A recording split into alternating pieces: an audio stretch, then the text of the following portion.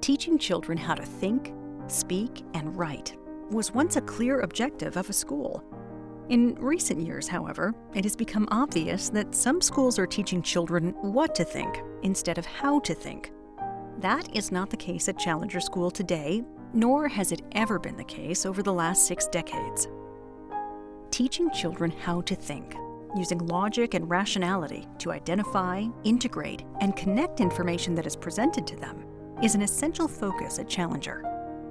In Challenger classrooms, we teach conceptually, part of which means we not only teach content, but also the reasons why the content is applicable. For example, preschoolers can easily get bored learning an endless list of letters unless they understand the purpose. As a result, in preschool, we begin by teaching the sounds of 5 letters, M, A, S, F, and T, and show students how those letters can form simple words: map, Sam, fat. We then have preschoolers who are thrilled to be learning letters because doing so enables them to read. In elementary classes, students can memorize the times tables, but unless they know why and how multiplication works as a faster method of addition, they cannot explicitly expand the knowledge down the road. When students understand the reason for what they are learning, it resonates, and students can better apply the concepts to their past and current knowledge base. As a student's ability to think logically and rationally improves, so does his or her capability to discover and validate information. Consequently, students can then independently verbalize and compose their thoughts into their own words with clarity and precision. This, in turn, enables students to retain and extend their knowledge. It's a beautiful process. One of the teaching methods we use to further develop confident, independent thinking is to have our teachers occasionally and purposefully present incorrect information. Can you help me? Okay, 8. Oh, what do we start at 1? Okay, let's try again.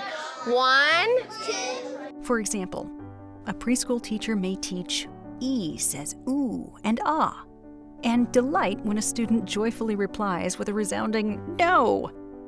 The responding preschooler is not only confident of the knowledge that E says E and eh, but also in his or her ability to think and speak independently, and is so proud to have corrected the teacher. This response is exactly what we strive to see.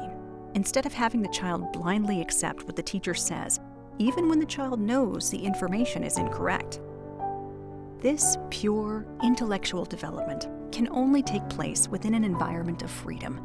If children are taught that they must think, speak, and write only as they are told to, they can become like robots and may not develop into independent thinkers.